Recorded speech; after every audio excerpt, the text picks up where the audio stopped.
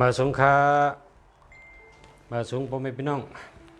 และแต่ก็กูก็ขามาสงขะ เมื่อไหร่ก็วันที่31 8 เดือน2 แห่ง 19ค่ะเนาะเป็นวันทุนเป็นวันเสาร์ค่ะเป็นวันหลีวันเสาร์เมื่อไหร่ก็รายการจินแสเฮาค่ะสืบมาเป็นวันที่3ค่ะตั้งแต่ในกาเฮาค่ะได้คัดใจออกมาพบพ่อแม่พี่น้องเขาเข้ายาม8 โมงกลางคืนค่ะเนาะบางวันตันเจ้าอีกนึงในก็แต่ก่อน8 โมงใกล้ๆตั้งแต่8 โมงก็ได้พบกันกวนค่ะเฮาค่ะได้ออกมาต้องถามจินแสเฮาได้เป็นตั้งหู้ตอนตาพ่อแม่พี่น้องเขาในเมื่อไหร่ก็ห่างแหนไว้หัวข้อตัดติดถามในมีอยู่10 ข้อค่ะใน10 ข้อในข้าได้อ่านให้พ่อแม่พี่น้องเขาเลยห่างแหนไว้อ่านตั้งใน10 ข้อในที่มีสังดารายในกำข้าได้ถามที่จินเฉใกล้ๆเมื่อเดี๋ยวในเขาได้อ่านหัวข้อให้พ่อแม่พี่น้องเขาเลยฮู้ไว้ว่าแต่มีลองหังได้ถามลองสังลองเจอหือพองนะครับเนาะข้อที่1ได้ถามด้วยว่าเมื่อผูกในตัวสัตว์ตัวเหลอตั้งตัวเหลออ่ำถูกแมนกันค่ะเนาะเหมือนจังหนังว่าปีหมูปีลิงปีเสือปีปังใต้ใช่ไหมเขาคำหู้ขนาดอันเลยก้นเกิดเงี้ยปีปังใต้จังแมนปีหมู5จังแมนปีลิง5ปีงูใช่ไหมเขากำหู้เขาได้จำกำเขาได้ถามได้ค่ะเขาคาอะไรห่างแหนความถามไว้เขาคาจากคนเมืองดีเป็นตัวแทนพ่อแม่พี่น้องเขาค่ะเนาะได้ถามได้ว่าตัวสัตว์เจอหรือถูกกันอ่ำถูกกันได้เป็นข้อที่1ค่ะข้อที่2ก็เมื่อพุกในเป็นถาดสังนะครับเนาะเมื่อพุกในเป็นถาดสังในเขาขาดติดถามจินเฉเขาจะตอบปันเท่าว่าเป็นถาดสังเขาหลุดเฮ็ดจังหือเนาะเพราะว่าถาดสังในเขาจะได้หู้ที่ปองน่ะเป็นถาดสังครับเมื่อพุกในแล้วก็ข้อที่2ข้อที่3ไปอยู่ดียุบย้อมเพราะว่าเขาขาอยู่ดีนะไปอยู่ดียุบย้อมเขาขาดแต่เลยนุ่งโคสีสังเพราะว่าถัดใจตกนะแห้งใจตกจะเนี่ยแต่ได้ใส่เสื้อโคสีสังจะเนี่ยครับเนาะกำในซ้ำข้อที่4ข้อที่3ข้อที่4พอเขาย้อนตั้งใจแถมที่เปิ้นหาเฮากับหาเปิ้นเฮากับจูเปิ้นเฮาเปิ้นมีเมตตาอีหลูนึงเฮาแต่ได้ใส่เสื้อโคสีสังแฮก็จะเนี่ยครับเนาะแล้วก็ข้อที่5เมื่อพวกในเฮาคาหนังหือเตก้าเมียดขายมันมีจุกมีลาบนั่นเฮาคาแต่ละเสือโคสีหังนะอันคอนี่ได้เจียกจากเนี่ยเฮาคาผุยล้านกุวันเนี่ยเฮาเนาะจินเฉเฮาได้มาลาดเป็นว่าเฮาได้เสือโคสีหังเฮาขายดีนะตั้งแต่เมื่อพวกกว่าค่ะพอมีพี่น้องเขาเปิดตัวกุวันค่ะเนาะแต่ได้เสือโคเฮาแม่นจอมวันหรือวันนั้นเฮาคากับขายโคเฮาขายลีเฮาขายขาดดีเฮาได้เงินดีค่ะเนาะข้อที่5ในแคมป์จะค่ะแต่ว่าแคมป์กูคอค่ะเฮาก็จำถอมด้วยกันก็แถง6 ข้อค่ะเมื่อพุกในสังเคยกว่าจู้ผู้ใหญ่ก้นหลวงอันนั้นกว่าหาได้ก็และเพราะเขากว่าหาเฮงเป็นพรดีแต่เขาขานั่นนะเตได้ใช้เตได้กว่าตั้งเหลอนะหน้าตั้งเหลอค่ะเนาะในก็แคมป์เตะค่ะข้อที่7เมื่อพุกในเตได้ใช้ซื้อโคสีสังแลเขาก็ย้อนขึ้นเงินเดือนตีปอเลี้ยงตีเมเลี้ยง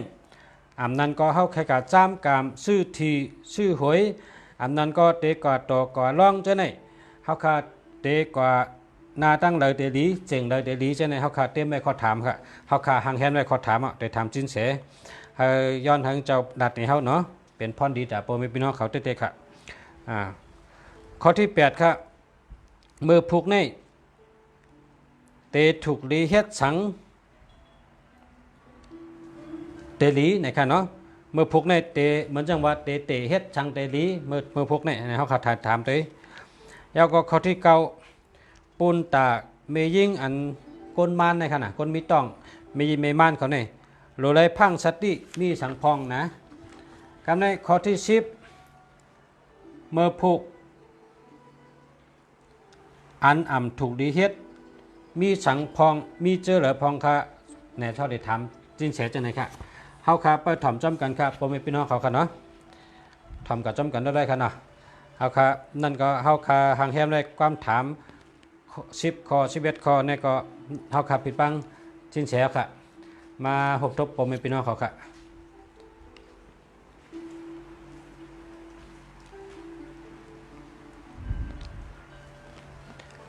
มาสุงค่าผมเป็นพี่น้องเขาค่ะเฮาค่ะกำในพบจำสินแส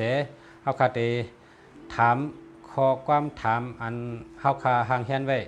ใน10ข้อ11ข้อมไกนั้นเฮาค่ะถามเฮาค่ะถ่อมด้วยจำกันค่ะเนาะค่ะมาชงค่ะพี่น้องผมเป็นพี่น้องเขาค่ะมาชงสินแสค่ะมาชงค่ะมาส่งครับ มาชงผมเป็นพี่น้องเขาทั้งกำค่ะเนาะมาชงค่ะมันลุงหมอลาแท่งเอาอินนะ เอาค่ะ เอาค่ะ มาชงค่ะสินแสค่ะ เอา ยิน ค่ะ ดีจะได้เอาปั่นข้าวยำมาเตยปั่นพ่อพี่น้องเขาเขาขายินโจมเด็กๆค่ะในมีตังทู่พี่น้องไต้เขาพี่น้องผู้ถ่อมเงี้ยเขาในเอากระเจ้าเป็นพรดีค่ะเพราะว่าตั้งผู้ในอะไรได้ยินในก็ตื่นเป็นพรดีเด็กๆค่ะเขาก็โจมเด็กๆค่ะในผู้ได้ยินเอาขัดย้อนถามจินแฉวค่ะเมื่อพุกในคุณตาวันเมื่อพุกในค่ะเนาะตัวชัดเจอเหลือตัวชัดเมี้ยวเหลือเลยเมี้ยวเหลืออ่ำถูกกันในค่ะเนาะเมื่อพูกในตัวสัตว์อันเป็นวัวเลยตั้งแปะถูกแมนกันครับวัวก็เป็นลิ้นแปะก็เป็นลิ้นสมาพิดเทียงกันแมนกันในจึงก็เป็นรองที่ตอบหน้าหัวข้อต่อๆกันก็การอันเมื่อพูกในหู้ไว้ว่าวัวเลยตั้งแปะเนี่ยแมนกันจนกันตามกันกอบนั้นในผู้เราเกิดปีโวและตั้งเกิดปีแป้เมื่อพุงในหลุดทิ้งซบทิ้งกามค่ะนะหลุดทิ้งเองเตเลนะไวสติจอมไวสติซบความอย่าไปสุกสีสุกสักอย่าเป็นเนียทิพเนียลัดอย่าเป็นเนียเจ้าโตซาสังเมื่อพุงในมีความหังเขาหูก็ยาวมีรองหางมาเตอร์หูเตอร์ตาเตอร์ใจก็ยาวเขาหลุดทิ้งเองเตเลทิ้งสติน้ำก็พังในนี่จ้างเป็นเพศหลงไหลสังว่าไรทิ้งสติทิ้งสุขความในจึงย่อก็เปลว่าเป็นแป้ก็เป็นลิ้นโวก็เป็นลิ้นในจึงเมื่อพุกเนี่ย2 ปีเกิดในลีออกเข้าตั้งไก่ลีออกเข้าตั้งไก่เตียหางเนี่ยลิ้นมันเกินว่าลิ้นมันปังว่าตั้งมันอูงว่าตั้งมันเปอว่าลิ้นมันจ่วยมันใหญ่มันไข่ที่มันแตกมันจำในก็จางไก่ยาค่ะเพราะนั้นเนี่ยมีสติกันนะ2 ปีเกิดในปีโวเลยตั้งปีแปะตาเมื่อพุกกันเนาะตาวันที่1เดือนกรกฎาคม2 เหง 5 ปัก 62ค่ะเนาะเอาค่ะเอาครับเพราะว่าเมื่อพุกในเป็นวันทัดสังขะเมื่อพุกในเป็นวันทัดท่องนั่นก็ค่ะก็กลายเป็นวันทัดท่องเลขทัดท่องเลขในจึงในทัดท่องเลขอันว่าในมันเหมือนหนังสายคอนั่นค่ะนะเหมือนในก็เป็นวันทัดท่องก็เป็นวันทัดท่องอย่างเหมือนหนังตาแมดหลงนั่นก่อนนั้นในเหมือนใน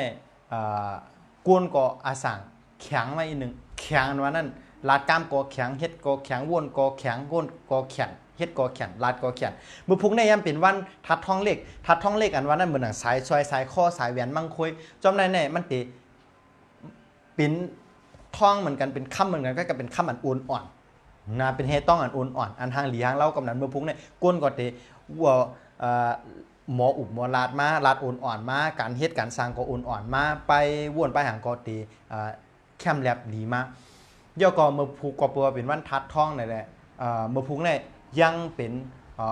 วันหลีวันหนึ่งตะก้นทัดท่องค่ะสังพาไรมาด้วยเปตักที่สิ้นแสแล้วหัวเป็นวันทัดท่องเนี่ยเมื่อพูกเนี่ยเป็นวันหลีตะเขาเจ้าคันนั่นนะก็นั้นเมื่อพูกเป็นวันทัดท่องครับ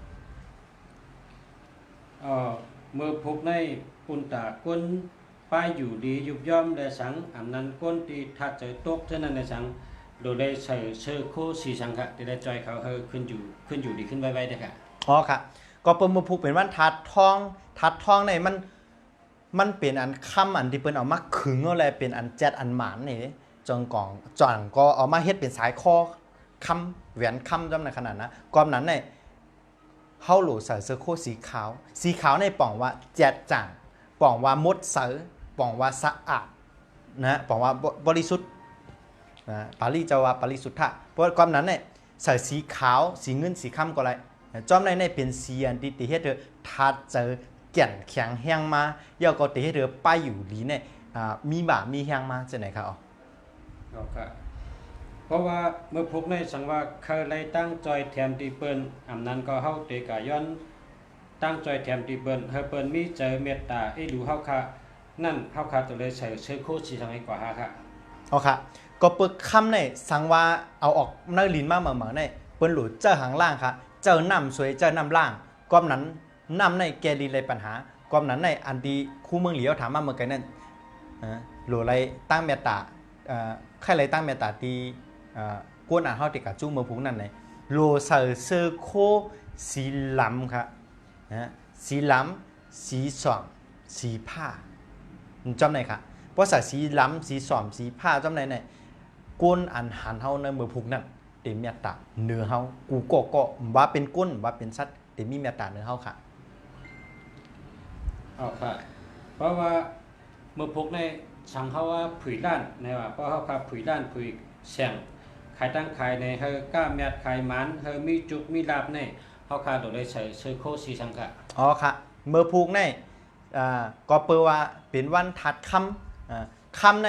กาโจมันเตียมาเป็นคำว่าจะเป็นสายคอสายแขนเป็นพลาก็ดีแต่ละไพ่เผาแต่ละไพ่หุบค่ะแต่ละเจ้าไพ่ค่ะในการเผาคำก็นั้นพุกเป็นวันถัดคำในมือหนังคำมาปั่นเฮาเผาค่ะเฮาหลูหมบเผาค่ะแต่เจ้าหังเผาค่ะล่ะไพ่เป็นชื่อค่ะไพ่ในเป็นสีเหลืองสีส้มๆเจ้านั้นสีเหมือนหมักจอกนะคะนะก้อนนั้นเนี่ยเมื่อพุกเนี่ยสังว่าใครมีโจกมีลับมีส่วนมีมันในการออกก้าออกขายเอาโคเอาตั้งขายออกก้าออกขายก็ดีเปิดเสียงเปิดร้านก็ดีสังว่าใครอะไรเงินในคำใครมีโจกมีลับใครไหลน้ำย้อนในจึงเสือสีเหลืองค่ะเสือสีชมพูค่ะชมพูในใต้ว่าสีของค่ะเนาะเสือสีของค่ะแล้วก็เสือสีม่วงหมอกหมักเคือค่ะสีกั่มค่ะสีม่วงสีกั่มหมอกหมักเคือค่ะนะแล้วก็แทงอันก็คือสีส้มค่ะส้มก็อะไรค่ะสีหมักจอกในค่ะนะก็ยังปลาสีชมพูอีกหนึ่งสีเหลืองอีกหนึ่งล้อแรกกันอันพอใครมีโจงพุกใส่สีเหลืองสีชมพูสีม่วงแล้วก็สีส้มค่ะสีส้มนะสีชมแล้วก็สีเหลืองค่ะเนาะสีหมักจอกค่ะสีหมักจอกเปิดหมักจอกอันชุบนึงค่ะเนาะเอาค่ะเปิดหมักจอกชุบเอาค่ะยินจงค่ะเมื่อพกในสังว่าเฮาเคยกว่าจู้ผู้ใหญ่ก้นหลงอำนั้นก็กว่าหาได้ก็ได้เสให้พอได้พรดีปุนตาตัวเฮาเนี่ยได้กว่าหน้าตั้งเลยค่ะเตไลกว่าตาวันตกเจียงห้องค่ะตานตกเจียงห้องเจียงห้องวันตกค่ะเตไลกาเจียงห้องวันตกค่ะเมื่อพุกเนี่ยตั้งตาวันตกเลยตั้งเจียงห้องวันตกอย่างนั้นทัดคำแต่ว่ากุ้ยกะอันดีกว่าเลยได้หันอาโจพรหลีมันเลยฮับนำตอนพรหลีมันเต็มทนๆเนี่ยกาตั้งเจียงห้องวันตกค่ะกาเจียงห้องวันตกค่ะเนาะเอาค่ะเจียงห้องวันตกค่ะเนาะเอาค่ะกันได้เมื่อพกได้เตใส่โคสีสังแลเตได้เงินเดือนขึ้นอำนั้นก็เพราะเฮาปัจจุโปเลี้ยงไม่เลี้ยงเฮาโปเลี้ยงไม่เลี้ยงขึ้นปันเงินเดือนเฮาอำนั้นก็เฮาเตกะจ้ามกามชื่อที่ชื่อหวยอำนั้นก็กว่าต่อกว่าล่องจะได้กว่าตั้งจริงแล้วหน้าเลยจะได้เงินดีค่ะกับสมัครงานจำไหนคะเนาะกับหาการหางานสมัครงานหาการหางานจะได้ค่ะกับท่งนี้ท่งศิลป์จำไหนคะเนาะค่ะย้อนนี้ท่งศิลป์เมื่อพุงในก็เปว่าเป็นทัดทองเป็นทัดคำในซัมเป้ใหม่คำเนี่ยผมใจว่าสายข้อคำค่ะนะคำอันนั้นเป็นเฮเงินเฮคำเฮต้องนะขนาดนะเปิดเอามาป้อเป็นมิดก็เป็นมิดเอามาทุบเป็นเลือก็เป็นเลือเอามาเฮ็ดเป็นหางก็เป็นนั่นก่อนนั้นมันมีความแก่นความแข็งเพราะติพันใหม่เจอผ้ามิดพันกันนะผ้ามิดพันนั่นก็เปิดห้องเฮต้องก็เฮเล็กก็เขานั่นก่อนนั้นเนี่ยอันตาวันออกเนี่ยเพราะตาวันออกคืนมาในต้นไม้บางไม้นี่กีหลงไว้อันนี้เปิดห้องว่าผ่ายตั้งตาวันออกสังว่าใครไรเงินในคำเหมือนดีคู่เมืองเหลียวถามมันน่ะเฮกว่าจู้ตั้งตาวันออกซื้อคาแลเตไรค่ะเอาค่ะเพราะว่ากาตั้งออกเนี่ยก็เลยมันหนังว่ากามดีนั้นก็รับมีจุดมีหลับกันเนาะผ่ายเงินต้องค่ะมาพกเนี่ยเนาะการได้ห้ามแทงคองค่ะเมื่อพกนี่ถูกเฮ็ดชังแลเตดีค่ะเพราะว่าเริ่มต้นเฮ็ดจะหือติดตั้งแต่เฮ็ดยังเตดีค่ะเมื่อพกนี่เมื่อพกนี่ตั้งแขเป็นห้องวันจิบอำนั้นก็วันจิบยิกนะฮะเงียบแจมนี่ก็ยักหลิมให้นั่นวันนั้นจิบยิกฮะก็นั้นเนี่ยเมื่อพกนี่เฮาเตกา เปิ้นฮ้องว่ากะย้อนป้อนย้อนกำมังกะลาที่ศาลาเฮาก็ดีที่พ่อแม่เฮาก็ดีที่ผู้ใหญ่ก้นลงอายุใหญ่เขาที่เฮาหยุ่มยำนับถือก็ดีจำในอันการกะย้อนป้อนย้อนกำมังกะลาที่เขาก็เป็นรองลีค่ะเย่าก็ยังปองว่าเมื่อพุกในสังว่าเฮาไล่เลยโอนเลยหม้อกันได้พิษได้เทียงกันได้มีส้มมีความกันมีแขกมานอนหอนอนเฮิรนก็ลีแขกออกหอออกเฮิรนกับก็ลีเนี่ยไหวติวาลาหอไหวติวาลาเฮิรนก็เป็นวันดีวันหนึ่งค่ะไหวไหวผีหอเพี้ยนอำนั้นก็ไหวถึงว่านหาจวันเจ้าเมืองจำไหนจอยการเฮาจำไหนก็เป็นวันลีดาวันหนึ่งค่ะในการตีเตย้อนปอนไหวเจ้าตีเจ้าตั้งอำนั้นก็ยังเป็นวันลีดาก้นอันที่มิงกะลาซองกันมาแต่งงานกันมาอำนั้นก็แต่งงานกันมาหึงเยาะก้วยกาซ้ำพอมีลูกก็โลเปียดมีลูกก็โลเปียดมีลูกอำจับเจ้านะคะเนาะเมื่อพุ่งในกาหาทัดทอดทันแมทกาตีอันทอดแมทเตียวหยุ่มย้ำนับถือเนี่ยกาสุดต้องกาไว้ย้อนลูกค่ะลูกอันไรมานั่นจะเป็นลูกหลีลูกทอดลูกแมทลูกอันมีมังกะลาลูกอันหยานไผ่ลูกอันแลดเซลลูกอันป้ายปิ่นยาลีลูกอันป้ายอยู่ลีเข้มทนลูกอันเหมือนเจ้าทอดเจ้าแม่นั่นนะครับนะเหมือนมีอันผีทอดผีแม่เจ้าทอดคุณผีคุณสางเขานั้นมาเตะสันตินะต้องเขาอันใครต้องเลยต้องอันนั้นก็ตึ้งเตะต้องมาเลยใครอะไรลูกหลีหรือลูกหลีนี่สำคัญเหลือเกินใครอะไรลูกหลีใครอะไรลูกล่างหลีนะฮะก็เฮอะไรสายเขาเขานั่นนะใครลูกล่างดีในจึงเฮอะไรใส่เฮอะไรกาย้อนลูกขนาดเป็นวันหลีแต่ย้อนลูกเมื่อพูดเนี่ยยังเป็นวันหลีแต่ที่เฮาตีแต่จ้าปุกตังเฮ็ดหอเฮ็ดเฮิรนอำนั้นก็เฮิรนมีอยู่ก้อยกามันได้หลังคาไรโฮกว่าผลโฮเขามาอำนั้นผามันย่ายผามันเป็นทางเกาหลีผามันจัดผามันเป็นขี้ไข่คุเป็นทางก็กองน้ำโฮจะไหนก็ไรพระตูมันมีเสียงพระตูมันมอพระตูปอลีจะไหนก็ไรเฮากับแม่ค่ะเฮากับแม่เหผลโฮกับแม่เหพระตูมอมีเสียงก่อนน้ำมันแม่เสยอำนั้นก็ก้อนน้ำโฮก็แม่เปลี่ยนแม่เกาปะเฮเนี่ยเพราะว่าเฮาแม่เจ้าเนี่ยเงินคำอันตีอันถูกไล่ก็เตะไล่อันถูกไล่ก็เตะไล่อันทางเตะไล่ก็เตะไล่มากค่ะนี่บ่พกเป็นวันหลีตาแม่หอแม่เฮิรนก็ไล่ค่ะยังเป็นวันหลีตาเตหักกันเปี้ยงกันในเตย้อนผู้ย้อนมีอำนั้นก็ยังเป็นวันหลีตาที่เตแต่งงานก็ไล่ค่ะเย่าก็เมื่อพุงได้เป็นวันดีค่ะเนื้อการตีเตเปิดด้วยกลหลักกลโจรเขานะฮะก็เปิดเป็นวันจิบยิกกันวันนี้เพราะว่ากลหลักกลโจรตียามาเขาหอเขาเฮิรนมาหลักโคหลักของนี่เปิดด้วยก็คือกอมหันเงียบก็คือก็มีหลักฐานเมื่อพุงเนี่ยเปิดด้วยค่ะสังว่าเขาตึงปัดลายเก่าในแต่เมื่อพุงเนี่ยเป็นวันอันตรายแต่เงียบโจรแล้วก็กัดโจรก็หรือไม่ชัดตีกันเมื่อพุงเนี่ยนะโจรวันเราก็ไรอย่าไปโจรวันจิบยิกเพราะโจรวันจิบยิกเนี่ยจี้คือก็เงียบจริงก็จิบยิกเงียบหลิมนั่นขนาดนั้นวันนั้นเนี่ยมีสติก้นโจรอย่าไปโจรกันเมื่อพุงสังโจรเนี่ยเมื่อพุงผ่านปังเงียบก้นโจรเปิดด้วยครับไรเงียบก็เดี๋ยวโตนั่นนะฮะแล้วก็เมื่อพุงในเป็นวันดีตัดแต่งงานเหมือนหูยาวอันในอันถูกรีเฮ็ดเมื่อพุงตั้งเซงค่ะยอดค่ะแล้วก็ปุ้นตาก้นอันมีต้องกันนะมันจังไม่มันก้นมันเขาในโดได้พังสติในมีอย่างพองค่ะจังบ้านเมืองพวกไหนอ๋อเมมันเขาหลูพังสติในเกี่ยวเลยลองการ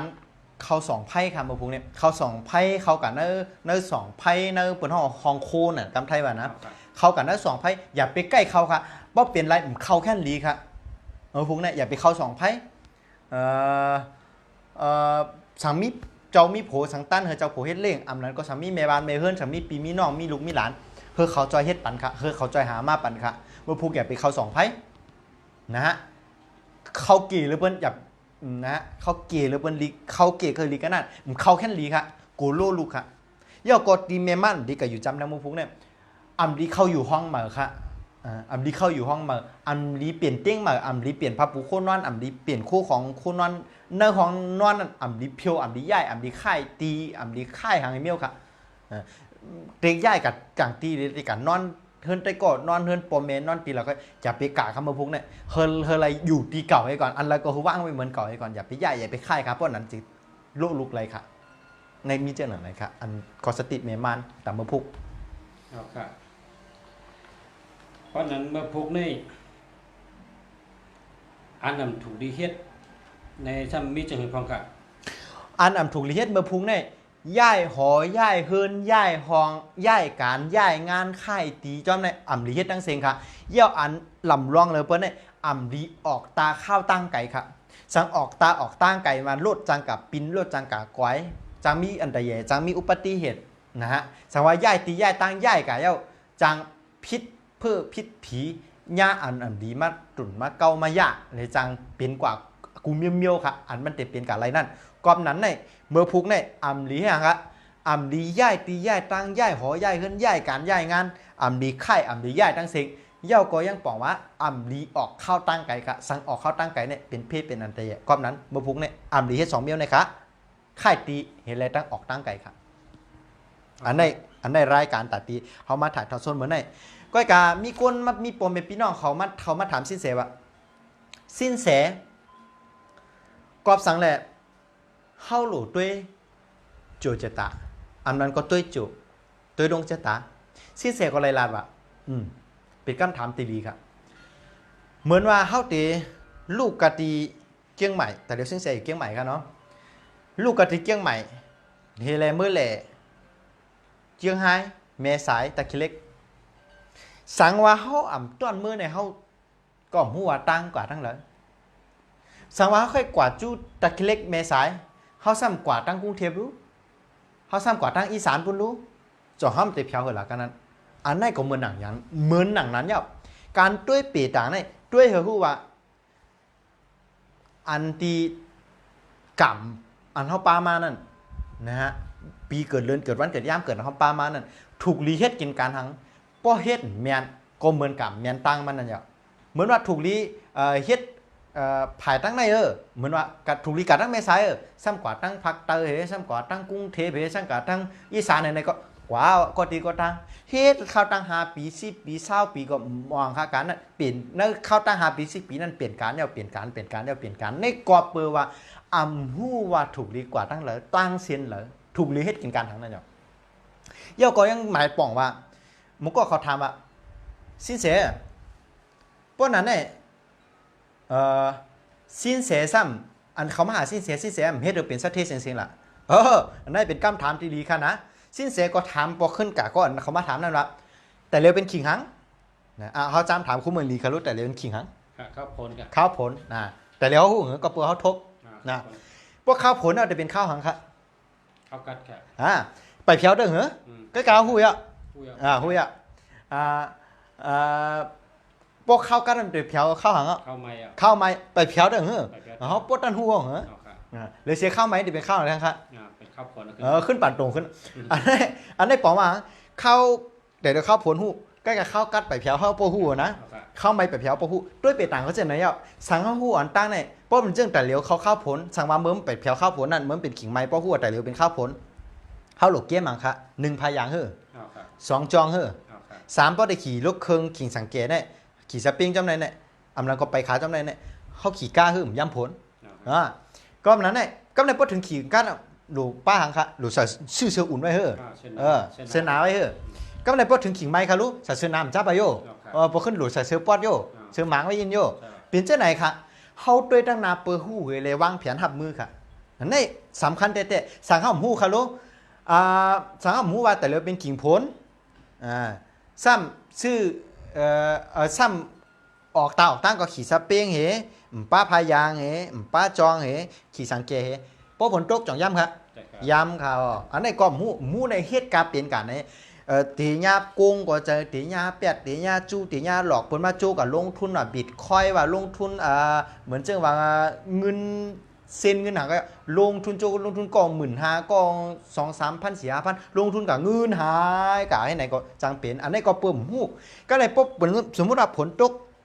ป้อผลตกข้อมออกกาจังเขาได้ย่ำเหรอย่ำครับ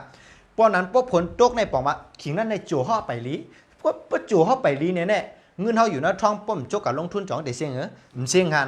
ก็นั้น เพราะว่าผลเหือที่เอาผ้าปังเหือเลี้ยงสาวไหนเนี่ยเขาจ่องก็เอาการลงทุนอันนั้นผ้าปังเหือเลี้ยงสาวเนี่ยบอกว่าจู่เขาหลีเอาขนาดเพราะการลงทุนกี่นั่นมันก็หันนำตอนพรดีมันก็ในมาด้วยหู้กันแท้เขาขึ้นถามว่าเอาสินแสเพราะนั้นเรื่องจู่จะตาในหู้ยว่ามันเป็นอันการด้วยหู้เส้นตั้งหน้า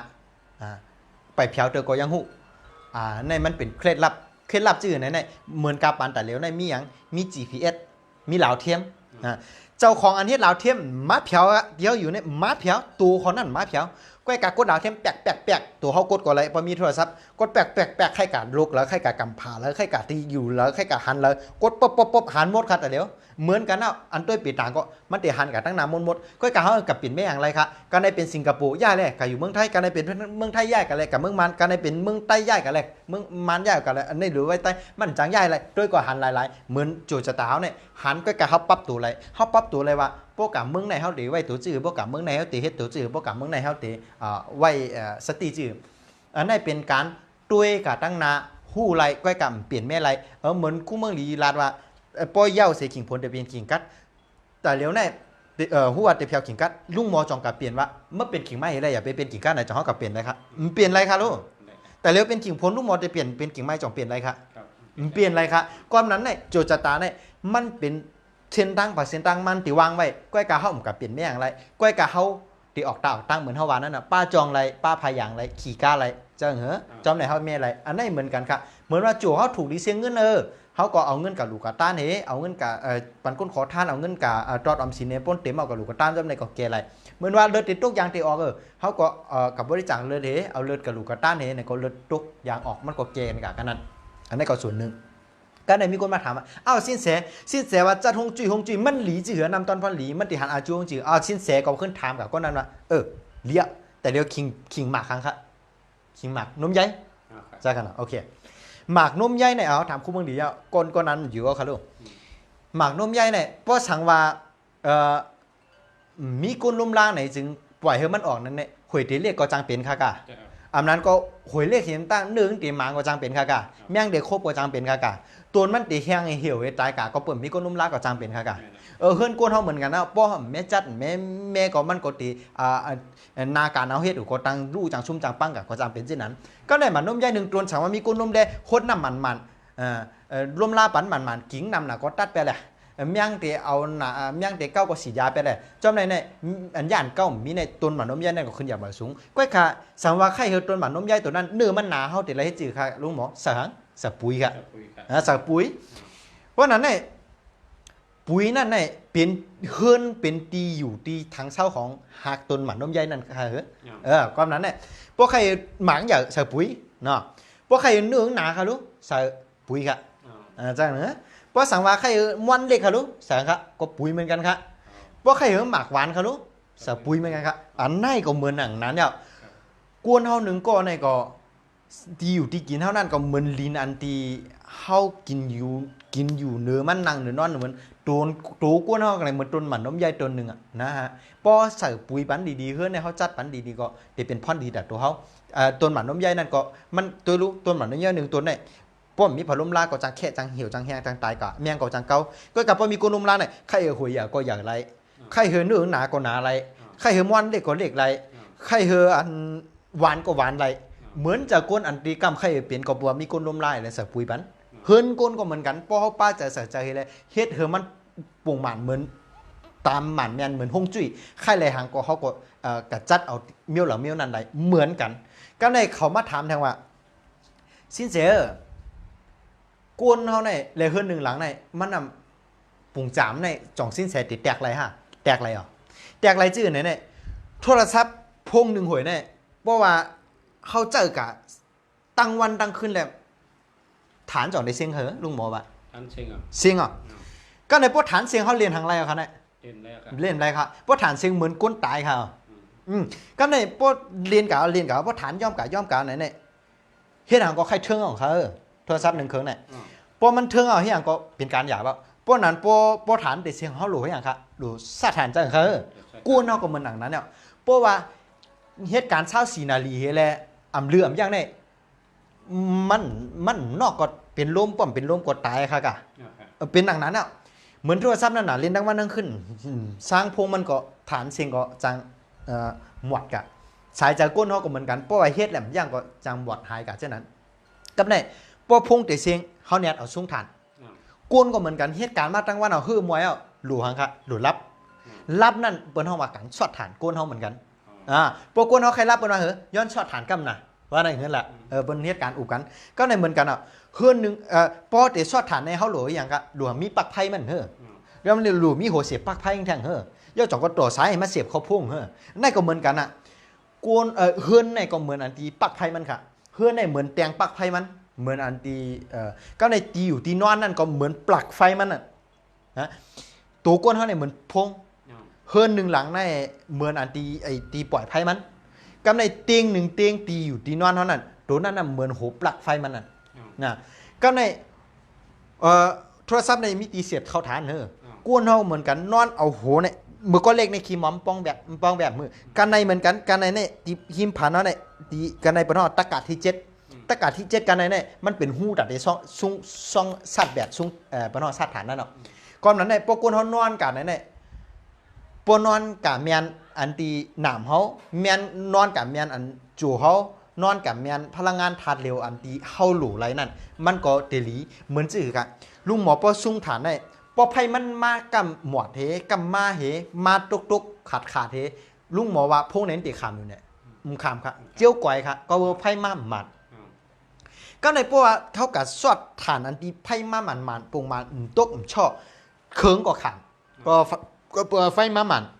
เต็มก็เต็มไว้เมื่อหนังนั้นเนี่ยกวนเฮาปนอนในฮงจุ่มดีอันป่องวัดที่สอดฐานดีนอนไหวโฮกาเหมือนจะว่านอนไหวโหกับแมนตั้งเหมือนสายช็อตมันแมนกันสายช็อตแมนกันจ่องได้ช็อตกันอะไรครับช็อตไรย่อก็ป้อไพ่มั่มหมาในชาติฐานเข้ากันในมันกลมขามหึงพงอดเด็กก่อยไว้เหมือนหนังนั้นค่ะปนนอนกันเลยแมนผายมันในอายุกว่าปอดนาการก็รู้ซุ่มตั้งหักก็ผิดหวังก็กับปนนอนกันเลยแมนผายในช็อตฐานก็ตีเขาอันว่านั่นเขาวนหางเขาคิดหางเขาตัดสินใจหางก็ติมแมนจังว่าแมนโอกาสของมันก็กับชาติในชาติเมียนเขาฮู้เนี่ยก้อยกับไผยามหมัดอันไหนปองว่าฮงจุ้ยมันหลีเรืออำนั้นก็นอนเมียนตีเมียนเตะเหมือนปักไผในเสียมพวกใครเมียนตีได้แค่ในหม้ออีดอันนี้ก็เหมือนกันป้อนอนเมียนตีเมียนตั้งเช่นนั้นก็ฮงจุ้ยนั่นปันเพค่ะก้อมนั้นเนี่ยฮงจุ้ยเนี่ยมันสำคัญเช่นนั้นค่ะลุงหมอพอฮงจุ้ยมันดีชอดไผดีตัวก้นก็นอนไหวกับเมียนไผดีสายซ่านเขาดีไผมาปลูกมันเนี่ยเฮานอนเฮือนหนึ่งหลังนอนห้องนั่นเขาอยู่กันนั้นเนี่ยเขาคิดเขาวนนะเขาเฮ็ดแต่นาการทางก็เต็มเมินจะเข้ามากูลองเขายังมีคนถามเขามาแทงว่าเอ้าสินเสเพราะนั้นเนี่ย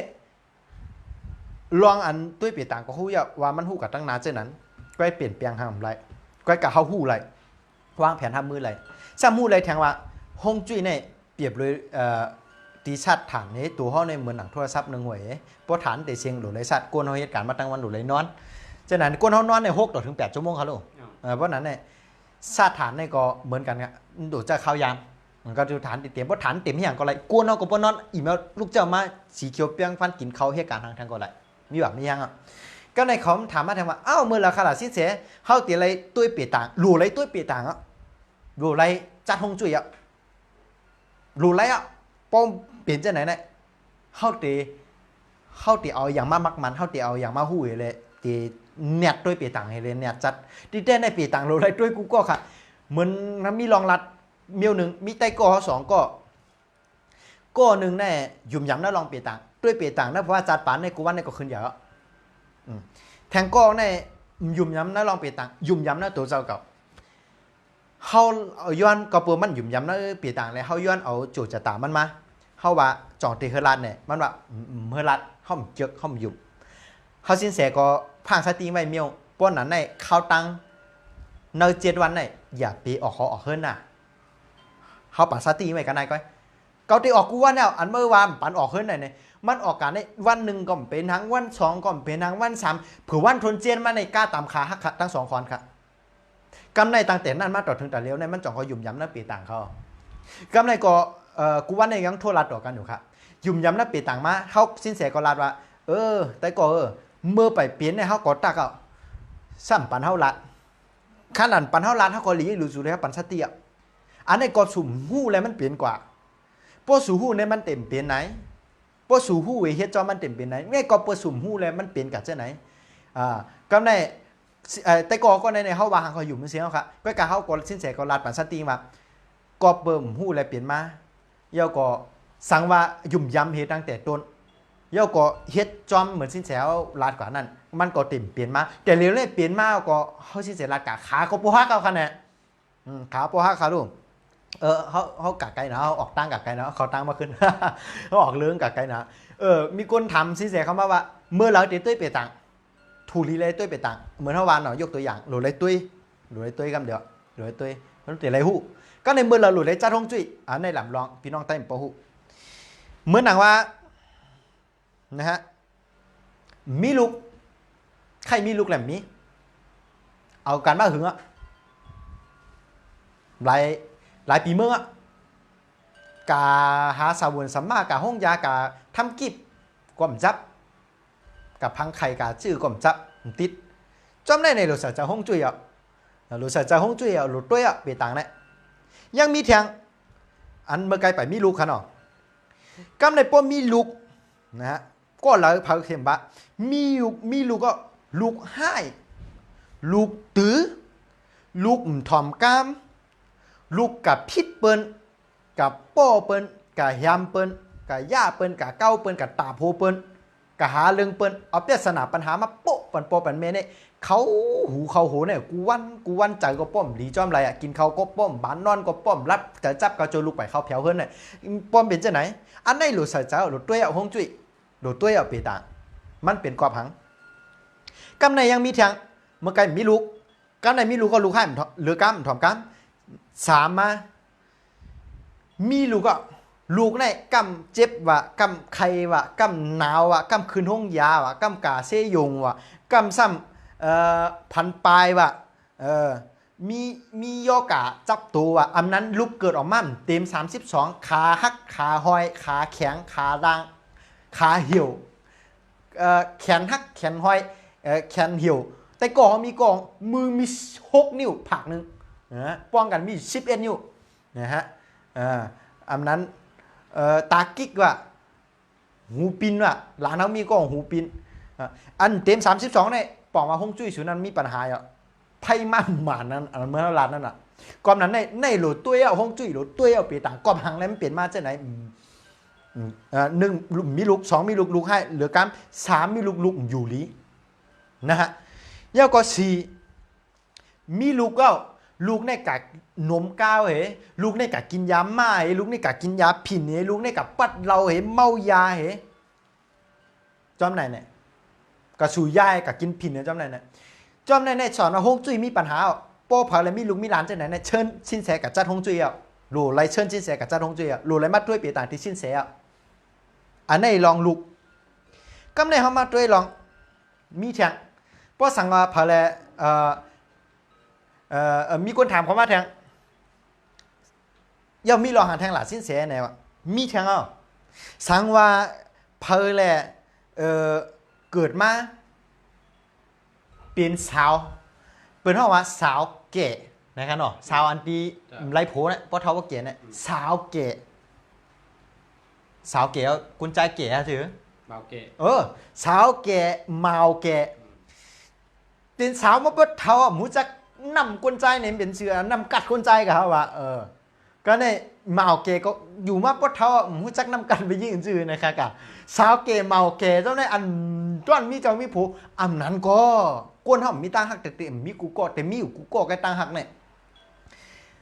สังว่ามีตังหักแหละ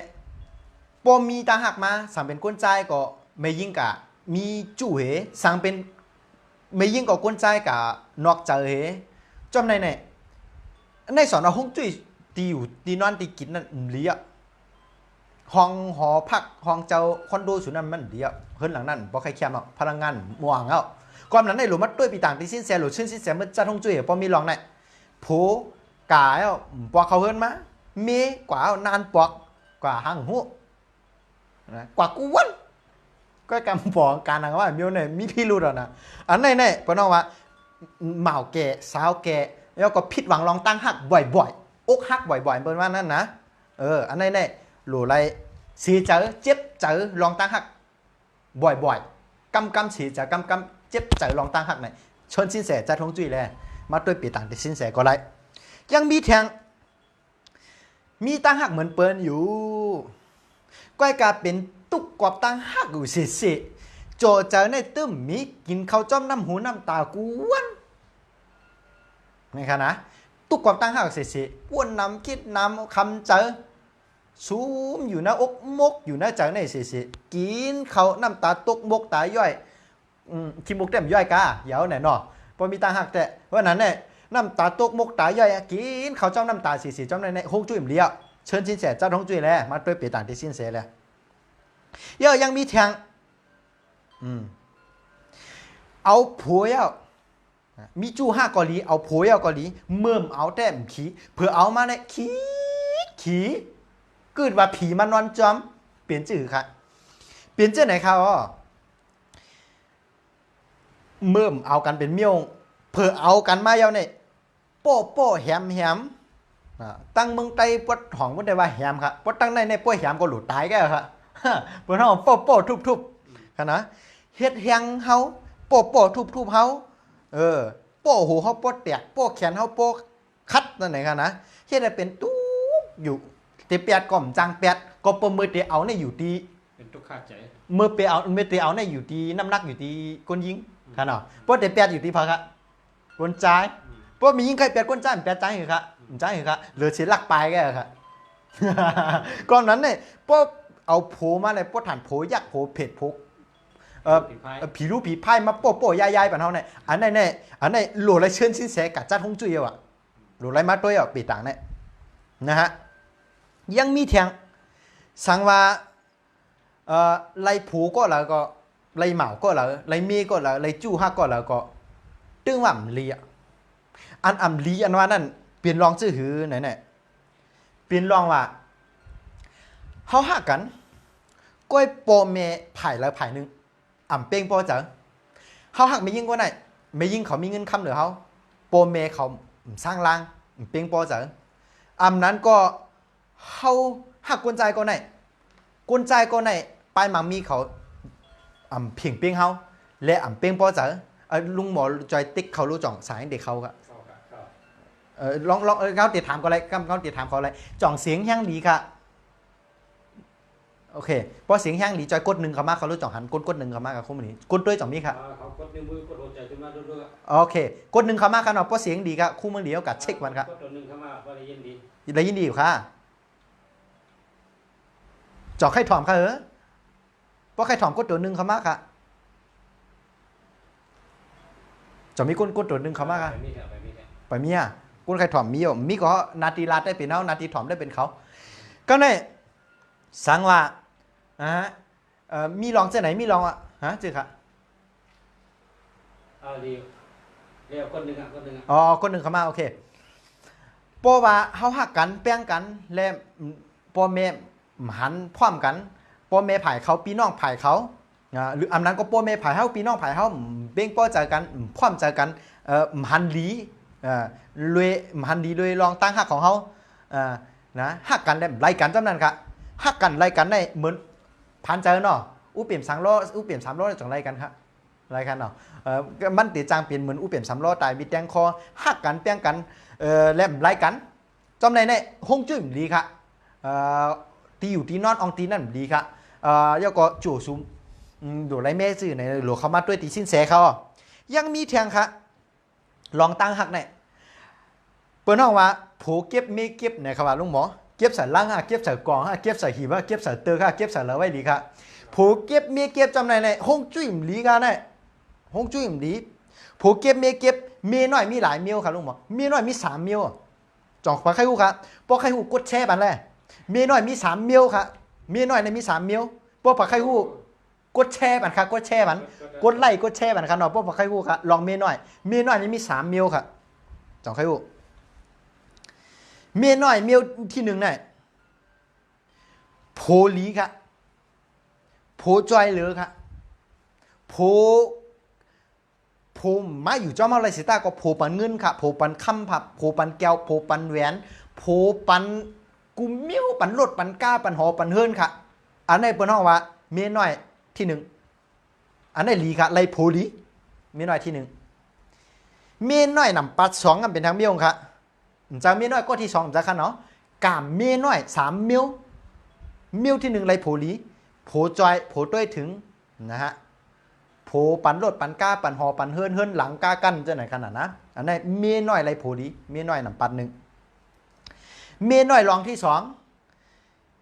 เมียน้อยโผอ่ำป้อหลีโผอ่ำป้อหลีอันว่าเป็นชื่อค่ะป้อมหลีเนี่ยมันตึงขี่กันนะมันขี่ร้องหังมันมีเฮาอย่างมันปอมันกับมีแข็งน้อยกับมีแข็งน้อยกับมีแข็งน้อยป้อถันหน้าให้น้อยอันว่าขนาดนะเมียน้อยนำปันสองในชื่อโผป้อหลีผมป้อลีก็เปิดมันกึดที่เฮาก็เลยอ่ะมันกับมีแทงก้องกับมีแทงก้องกับมีแทงก้องยังมีแทงหลายๆหน่อยค่ะเนาะมันจะน้อยมันจะนานค่ะนะอันนั้นแต่นะฮะในเมียน้อยนำปันหนึ่งได้เลยโผลีโผจอยเหลือเมียน้อยนำปันสองได้ผมดีผมป้อที่เฮากับมีตีเปิ้นแทงป้อมีอย่างก็ป้อว่าโผที่หนึ่งอันว่าอะไรโผลีนั่นป้ออย่างเฮาก็สมมติว่าอย่างแสนก็ไรแสนป้อโผอันป้อใครหลีเนี่ยป้อมี10ก้องหรืออย่างก็หมื่นก็ไรมาแสนหรืออย่างก็หมื่นอ่ะเวทจะไหนอันนี้เมียน้อยที่สองครับเนาะมีเมียน้อยที่สามครับเมียน้อยที่สามได้เปิ้นห้องว่า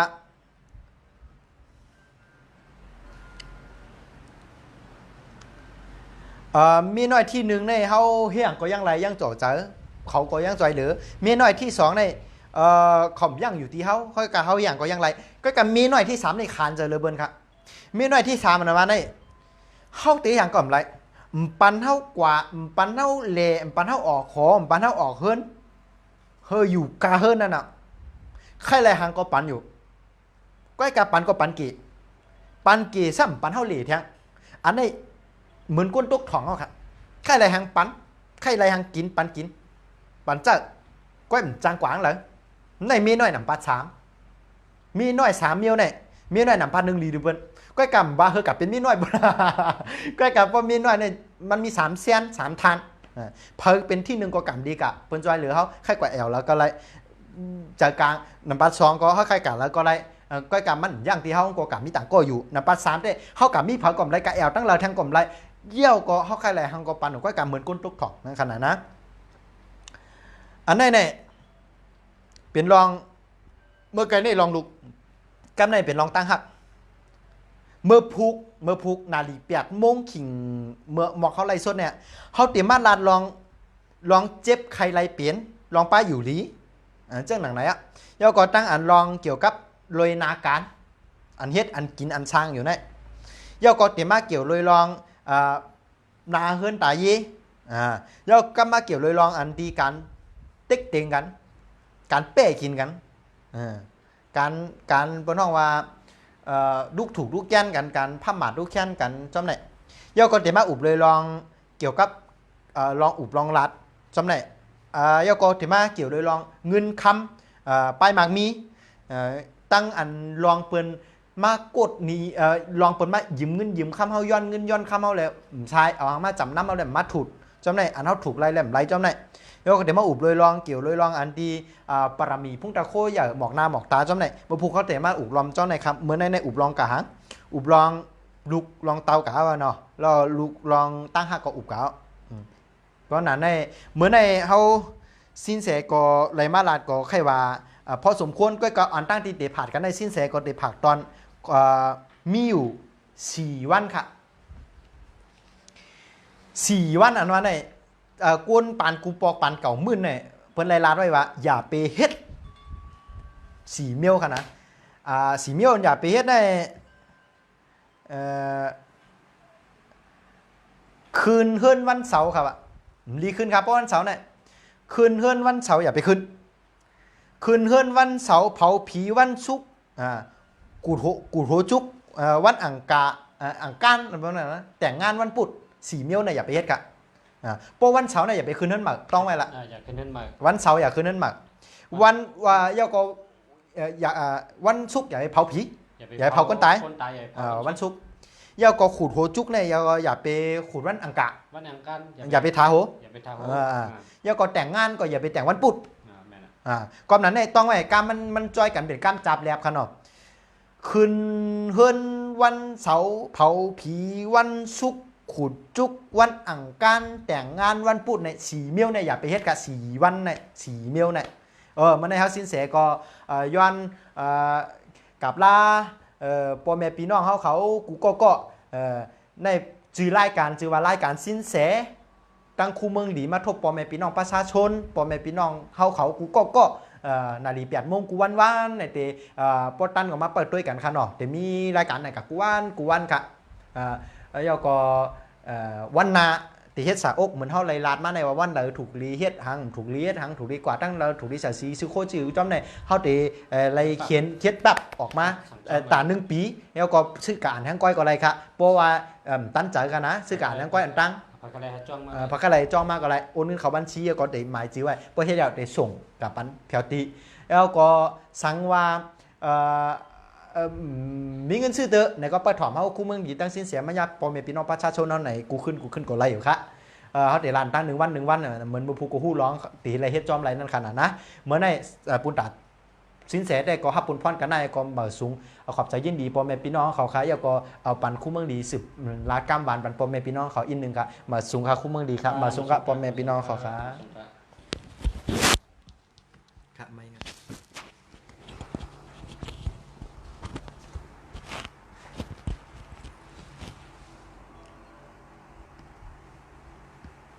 ค่ะมาชมค่ะพ่อแม่พี่น้องเขาค่ะเนาะเป็น